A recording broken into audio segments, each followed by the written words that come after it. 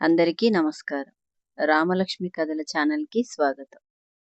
మన యూట్యూబ్ ఫ్యామిలీలో కొత్తగా వచ్చిన సబ్స్క్రైబర్లందరికీ స్వాగతం. ఎపిసోడ్ 13. ఉదయం వర్మ హౌజులో పక్షుల కిలకిల రావాలతో కొత్త రోజు ప్రారంభమైంది. కానీ అనన్యకు మాత్రం ఇది సాధారణ ఉదయం కాదు. మొదటిసారిగా ఆమె ఆ ఇంట్లో నిద్రలేచింది. గదిలో ఉన్న పెద్ద కిటికీ దగ్గరకు వెళ్ళి బయట ఉన్న తోటను చూస్తూ నిలబడింది. ఆమె మనసులో ఎన్నో ప్రశ్నలు. ఈ ఇంటికి నాకేమైనా సంబంధం ఉందా? నా గతం నిజంగా ఇక్కడే దాగి ఉందా? అని ఆలోచిస్తూ తన మెడలో ఉన్న లాకెట్ను గట్టిగా పట్టుకుంది. అదే సమయంలో వంటగదిలో సావిత్రి స్వయంగా అనన్యకు అల్పాహారం సిద్ధం చేస్తుంది. పని మనిషి ఆశ్చర్యంగా అడిగింది, మేడం, మీరు స్వయంగా వంట చేస్తున్నారా అని. ఆ మాటలు విన్న సావిత్రి చిరునవ్వుతో చెప్పింది, ఎన్నో సంవత్సరాల తర్వాత మా ఇంట్లో ఒక అమ్మాయి నవ్వుతోంది. ఈరోజు ఆమెకు నా చేతితో భోజనం పెట్టాలి అనిపించింది. అందుకే నేనే వంట చేస్తాను అంది సావిత్రి. అలా కొద్దిసేపటి తర్వాత అనన్య డైనింగ్ హాల్ దగ్గరికి వచ్చింది. పెద్ద డైనింగ్ హాల్. అందరూ ఆమె కోసం ఎదురు చూస్తున్నారు. అనన్య సంకోచంగా నిలబడిపోయింది. నేనిక్కడ కూర్చోవచ్చా అని అడిగింది అనన్య. రాఘవేంద్ర నవ్వుతూ ఇలా అన్నాడు, ఈ ఇంట్లో నీకు అనుమతి అడగాల్సిన అవసరం లేదమ్మా, దా కూర్చో పక్కనే అని రాఘవేంద్ర అనన్యను పక్కనే కూర్చోబెట్టుకున్నాడు. ఆ మాట విన్న అనన్య కళ్ళలో ఒక్కసారిగా నీళ్లు మెరిశాయి. తన జీవితంలో ఒక కుటుంబంతో కలిసి భోజనం చేయడం ఇదే మొదటిసారి. ఇదంతా మెట్లపై నుంచి నాగేంద్ర గమనిస్తూ ఉన్నాడు. అతని కోపం మరింత పెరిగింది. ఇలా ఇంకొన్ని రోజులు గడిస్తే ఈ ఇంట్లో అందరి మనసులు గెలుచుకుంటుంది ఈ అమ్మాయి అని తనలో తాను అసూయపడ్డాడు నాగేంద్ర. అందరి భోజనం అయిపోయిన తర్వాత రాఘవేంద్ర తన లాయర్ని ఇంటికి పిలిపించాడు. లాయర్ ఒక పెద్ద ఫైల్ తీసుకొని వచ్చాడు. అందరూ హాల్లో కూర్చున్నారు. నాగేంద్ర కూడా ఆసక్తిగా చూస్తున్నాడు. రాఘవేంద్ర లేచి నిలబడి ఉన్నాడు. ఇప్పటి వరకు ఈ విషయం ఎవరితోనూ చెప్పలేదు, కానీ ఇప్పుడు చెప్పాల్సిన సమయం వచ్చింది అన్నాడు రాఘవేంద్ర. హాల్లో ఒక్కసారిగా నిశ్శబ్దం నెలకొంది. 22 సంవత్సరాల క్రితం మా కుటుంబానికి ఒక ఆడబిడ్డ పుట్టింది. ఆ మాట విన్న అనన్య గుండె వేగంగా కొట్టుకుంటుంది. రాఘవేంద్ర చెప్పడం మొదలుపెట్టాడు. ఆ పాప పుట్టిన కొద్ది గంటల్లోనే అదృశ్యమైపోయింది. ఆ రోజు నుంచి ప్రతి సంవత్సరం ఆమె కోసం వెతుకుతూనే ఉన్నాం. సావిత్రి కళ్ళలో కన్నీళ్లు వచ్చాయి. అనన్య నెమ్మదిగా ఇలా అడిగింది, ఆ పాప దొరికితే? రాఘవేంద్ర ఒక్క క్షణం కూడా ఆలోచించకుండా అన్నాడు, ఈ ఇంటి మొత్తం ప్రేమ ఆ పాపదే అని. మా ఆస్తి కన్నా మా కూతురే మాకు ముఖ్యం. ఆ మాటలు విన్న నాగేంద్ర ముఖం ఒక్కసారిగా మారిపోయింది. అప్పుడే లాయర్ ఒక కవర్ ఇచ్చాడు రాఘవేంద్రకు. సార్, మీరడిగిన పాత విల్ కాపీ. రాఘవేంద్ర కవరు తెరిచి చదవడం ప్రారంభించాడు. అందులో ఒక ముఖ్యమైన క్లాజ్ ఉంది. రాఘవేంద్ర కూతురు జీవించి ఉంటే కుటుంబ ఆస్తిలో ఆమెకు సమాన హక్కు ఉంటుందని రాసి ఉంది. ఆ మాటలు విన్న నాగేంద్ర గుండె ఒక్కసారిగా ఆగినట్లయింది. అంటే అనన్య నిజంగా ఆ అమ్మాయి అయితే? అతని చేతులు వణికిపోయాయి. అదే సమయంలో బయట గార్డెన్లో ఒక వ్యక్తి చెట్ల వెనుక నుంచి వర్మ హౌస్ను ఫోటోలు తీస్తున్నాడు. అతని చేతిలో కెమెరా, ముఖానికి నల్ల మాస్క్. అతను వెంటనే ఎవరికో ఫోన్ కూడా చేశాడు. సార్, అనన్య ఇప్పుడు వర్మ ఇంట్లోనే ఉంది. అవతల నుంచి ఒక అపరిచిత స్వరం వినిపించింది. ఆమె ఎలాంటి పరిస్థితుల్లోనూ నిజం తెలుసుకోకూడదు. సమయం వచ్చినప్పుడు నేనే స్వయంగా చెప్తాను. ఆ గొంతు విని ఆ వ్యక్తి భయంతో తల వంచాడు.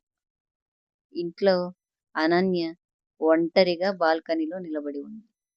అర్జున్ నెమ్మదిగా ఆమె దగ్గరికి వచ్చాడు. ఏం ఆలోచిస్తున్నావు అనన్య అని అడిగాడు అర్జున్. అనన్య ఆకాశం వైపు చూస్తూ, జీవితంలో మొదటిసారి నాకు ఒక కుటుంబం అనే భావన కలుగుతోంది అని చెప్పింది అనన్య.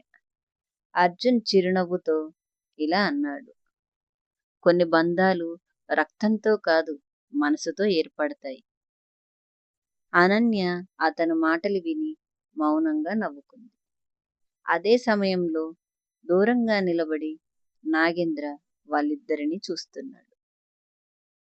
మీ ఆనందం ఇంకెంతసేపు ఎంతసేపు ఉంటుందో చూద్దాం అని. అతని నవ్వు ప్రమాదకరంగా ఉంది. నాగేంద్ర అనన్యని ఇంటి నుంచి పంపించేందుకు కొత్త కొత్త కుట్ర ఒకటి వేశాడు. వర్మ హౌజులో విలువైన వస్తువు ఒకటి మాయం అవుతుంది. అనన్యపై మరోసారి అనుమానం వచ్చేలా పరిస్థితి ఏర్పడుతుంది. చివర్లో అర్జున్ అందరి ముందు అనన్యకు మద్దతుగా నిలబడతాడు. వర్మ హౌజులో అందరూ మార్నింగ్ బ్రేక్ఫాస్ట్ కోసం కూర్చుంటారు. అనన్య మాత్రం తోటలోని పూల మొక్కలకు నీళ్లు పోస్తుంది. అది చూసిన సావిత్రి చిరునవ్వుతో రాఘవేంద్రకి ఇలా చెప్పింది, చూశారా, ఈ అమ్మాయి ఇంట్లో ఉన్న 2 రోజులకి ఇంటి వాతావరణమే మారిపోయింది. రాఘవేంద్ర కూడా అవును సావిత్రి అన్నట్టుగా తలూపాడు. కానీ కొద్ది దూరంలో నిలబడి ఉన్న నాగేంద్ర మాత్రం కోపంతో రగిలిపోతున్నాడు. ఈ అమ్మాయి ఇక్కడ ఉంటే నా ప్లాన్ మొత్తం పాడైపోతుంది అని మనసులో తనకు తాను తిట్టుకుంటున్నాడు నాగేంద్ర. కొద్దిసేపటి తర్వాత నాగేంద్ర తన నమ్మకమైన మనిషి రమేష్ని పిలిచాడు. ఈ రమేష్, ఈరోజే అనన్య ఈ ఇంటి నుంచి వెళ్ళిపోయేలా ఏదో ఒకటి చెయ్యాలి అన్నాడు నాగేంద్ర. ఏం చెయ్యాలి సార్ అన్నాడు రమేష్. నాగేంద్ర మెల్లగా ఇలా చెప్పాడు, రాఘవేంద్ర అన్నయ్య స్టడీ రూములో ఉన్న పాత బంగారు గడియారం తెలుసు కదా అని. తెలుసు సార్ అని చెప్పాడు రమేష్. అది తీసి అనన్య గదిలో పెట్టు. రమేష్ నవ్వుతూ, అర్థమైంది సార్, ఇక్కడ ఏం చెయ్యాలో ఇక నాకు అర్థమైంది అని. ఇదే సమయంలో అనన్య తన గదిని శుభ్రం చేస్తుంది. సావిత్రి లోపలికి వచ్చింది. అమ్మా, నీకు ఈ గది నచ్చిందా అని అడిగింది అనన్య. అనన్య చాలా వినయంగా నవ్వింది. చాలా బాగుందమ్మా, కానీ నేనిక్కడ ఎక్కువ రోజులు ఉండకూడదు అంది అనన్య. ఎందుకు తల్లి అంది సావిత్రి. నేను వచ్చినప్పటి నుంచి మీ ఇంట్లో సమస్యలే వస్తున్నాయి అంది అనన్య. సావిత్రి ఆమె భుజంపై చేయి వేసింది. సమస్యలు నువ్వు తీసుకురాలేదు కదా తల్లి అని. నిజం బయటికి రావడానికి సమయం వచ్చింది, అంతే. అనన్య కళ్ళలో నీళ్లు మెరిశాయి. అప్పుడే కింద అంతస్తు నుంచి పెద్దగా అరుపు వినిపించింది. రాఘవేంద్ర సార్, గడియారం కనిపించడం లేదు అని అందరూ హాల్లో పరిగెత్తుకుంటూ వచ్చారు. రాఘవేంద్ర చాలా ఆశ్చర్యంగా అడిగాడు, ఏ గడియారం అని. మీ తండ్రి గారు ఉపయోగించిన బంగారు గడియారం సార్ అని చెప్పింది ఒక పని మనిషి. ఆ గడియారం వారి కుటుంబానికి ఎంతో విలువనిచ్చే జ్ఞాపకంగా ఉందని వెంటనే నాగేంద్ర మాట్లాడడం ప్రారంభించాడు. ఇంట్లోకి కొత్తగా వచ్చిన వాళ్ళ గదులు కూడా ఒకసారి చెక్ చెయ్యాలి అన్నాడు నాగేంద్ర. రాఘవేంద్ర కోపంగా చూశాడు నాగేంద్రను. మళ్ళీ అదే మాట. ఏంటి నాగేంద్ర, నువ్వు మారవా అన్నాడు.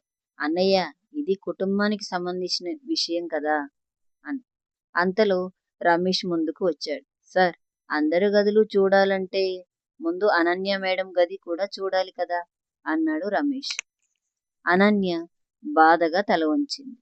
చూడండి, నాకు దాచాల్సింది ఏమీ లేదు అని చెప్పింది అనన్య. అందరూ అనన్య గదిలోకి వెళ్ళారు. రమేష్ అల్మరా తెరిచినట్టు నటించాడు. కొద్దిసేపటికి సార్, దొరికింది అని గట్టిగా అరిచాడు. అతని చేతిలో అదే బంగారు గడియారం ఉంది. హాల్లో ఉన్న వారంతా షాక్ అయ్యారు. అనన్య ఆశ్చర్యంతో వెనక్కు అడుగు వేసింది.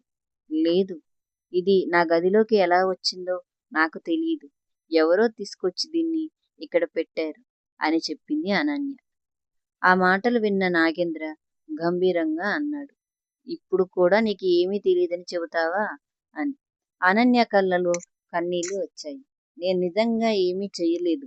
అప్పుడే అర్జున్ ముందుకు వచ్చాడు. అతని గడియారాన్ని చేతిలోకి తీసుకొని జాగ్రత్తగా చూశాడు.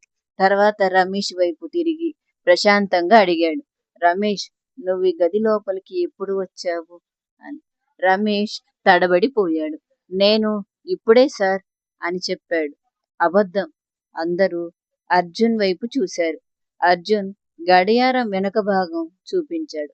అందులో ఇంకా తాజా మట్టి అంటుకొని ఉంది. ఈ గడియారం ఉదయం స్టడీ రూంలో లేదు. ఎవరో ముందుగా బయట తోటలో దాచారు. ఆ తర్వాత ఇక్కడ పెట్టారు అని అన్నారు. రాఘవేంద్ర చాలా ఆశ్చర్యపోయాడు. నీకు ఎలా తెలుసు అర్జున్ అని. అర్జున్ మెల్లిగా ఇలా చెప్పాడు. ఎందుకంటే తోటలో నీళ్లు పోస్తున్నప్పుడు అనన్య నాతోనే ఉంది. ఒక్క నిమిషం కూడా ఆమె ఒంటరిగా లేదు.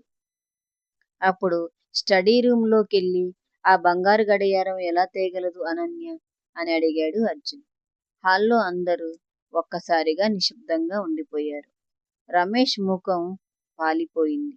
నాగేంద్ర కోపంతో అతని వైపు చూశాడు.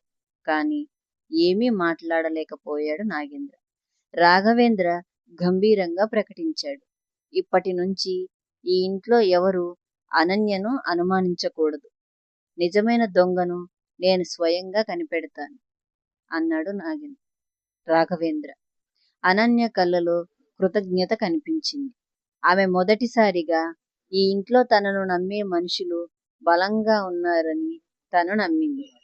అర్జున్ రహస్యంగా ఇంట్లోని ఫుటేజ్ను పరిశీలిస్తాడు. నాగేంద్ర చేసిన కుట్రకు మొదటి ఆధారం దొరుకుతుంది. అదే సమయంలో అనన్య లాకెట్ గురించి మరో షాకింగ్ నిజం కూడా బయటపడుతుంది. నిజంగా స్టడీ రూంలో ఉన్న బంగారు గడియారం